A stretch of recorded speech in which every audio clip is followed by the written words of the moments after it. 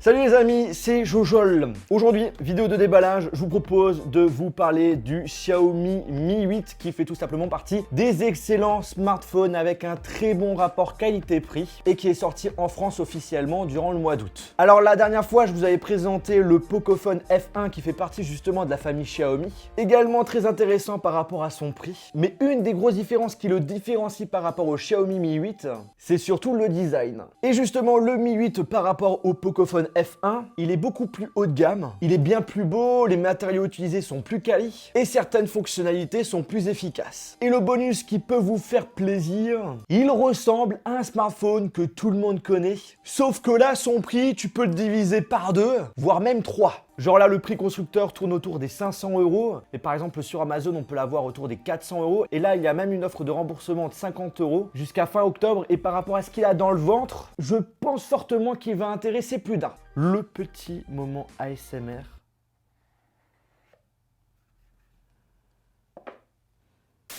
Et juste pour information, c'est quelque chose qui reste entre nous. En partenariat avec Xiaomi, on vous offre sur mon compte Twitter un Xiaomi Mi 8 tout neuf. Donc n'hésite pas à y participer, il y aura le lien dans la description. Le smartphone, le voici, le voilà. On enlève les écrans de protection.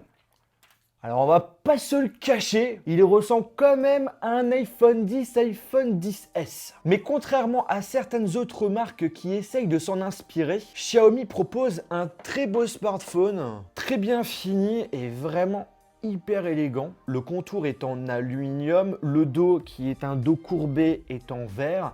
Bref, quand on l'a en main, on voit qu'on est sur un smartphone de très bonne qualité. Par rapport aux différents avis que j'ai pu voir sur le net, si vous souhaitez un smartphone Android qui tient la route, bien moins cher qu'un iPhone 10, 10S, mais qui a un design similaire, ça peut être un très bon choix. Au niveau des connectiques, on n'a qu'un port USB Type-C, le port mini jack n'est pas disponible. Moi, de mon côté, ça ne me gêne pas parce que j'ai des appareils sans fil. Mais pour les personnes qui ont des casques avec fil ou des écouteurs avec fil, eh bien, je peux comprendre que ça peut être gênant. Après, normalement, il y a un adaptateur qui est fourni avec. On va voir ça tout de suite. Alors, dans la boîte, on a une grosse pochette avec... c'est comme le Pocophone, du coup. Alors, on a tout ce qui est notice, bien sûr. C'est en français. Il y en a un autre qui est en anglais. Puis après, on a une coque en silicone qui fournit avec, toujours utile. Et puis, hop là, la petite épingle pour pouvoir enlever le tiroir de nano SIM. Et là, du coup, on peut le confirmer. On a un adaptateur USB Type-C vers prise mini jack. Et après, pour ceux qui veulent recharger en même temps son smartphone, en plus d'écouter leur musique, et bien là, du coup, il faudra acheter un adaptateur supplémentaire. Mais je vous conseille,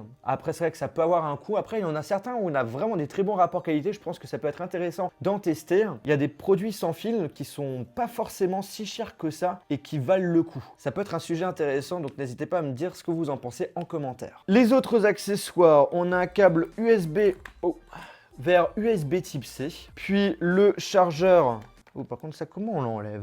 C'est vrai que là, sur le coup, c'est pas forcément hyper pratique à enlever le chargeur secteur. On fait ça délicatement. Donc du coup, on a un chargeur secteur USB. Et puis, de toute façon, ça, c'est une obligation de les avoir. Ils sont bien cachés d'ailleurs. Par contre, c'est dommage parce que du coup, comment on l'ouvre, on abîme un petit peu la boîte.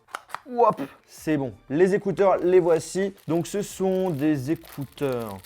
Alors, intra-auriculaire, couleur noire. Donc voilà en ce qui concerne le contenu de la boîte. On revient donc à notre Xiaomi Mi 8.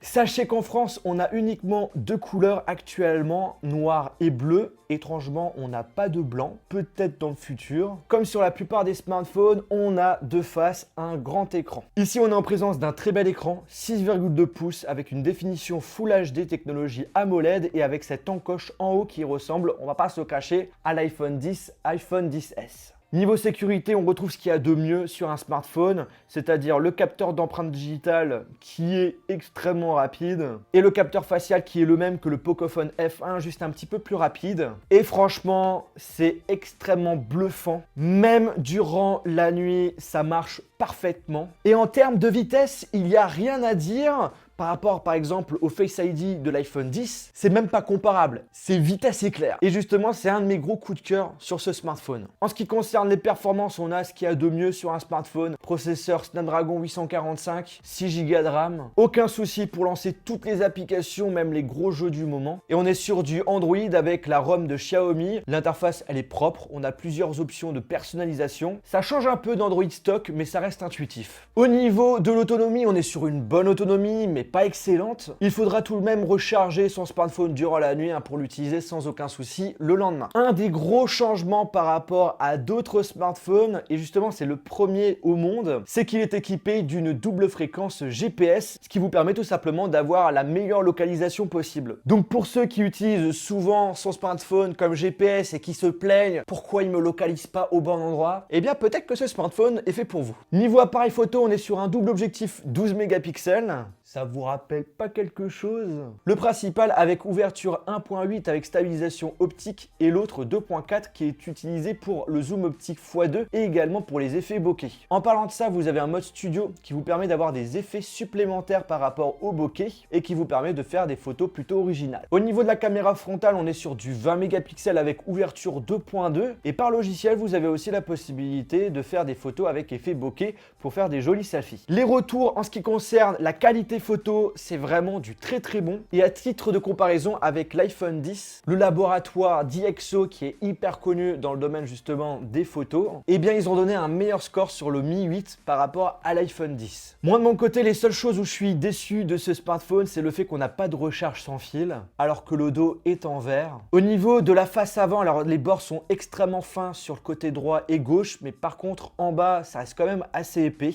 Et ça aurait été top d'avoir la possibilité de rajouter de la mémoire via une carte micro SD. Et en parlant de mémoire, vous avez deux capacités au choix, 64 Go et 128 Go. Mais après voilà, pour le prix autour des 500 €, on est sur un très beau smartphone digne d'un smartphone haut de gamme, avec un très bel écran, un très bel appareil photo. Bref, ça peut être un très bon choix si vous êtes à la recherche d'un smartphone. En tout cas, si vous intéresse, je vous mettrai un lien dans la description et n'hésitez pas aussi de profiter de l'offre de remboursement de 50 € qui marche jusqu'à fin octobre. Et je vous rappelle qu'il y a également un concours pour gagner ce Xiaomi Mi 8. Toutes les informations sont dans la description. Bref, j'espère vraiment que cette vidéo vous a plu. Si c'est le cas, je vous invite tout simplement à lâcher un gros pouce bleu. Et sur ce, on se retrouve dans une prochaine vidéo. Salut!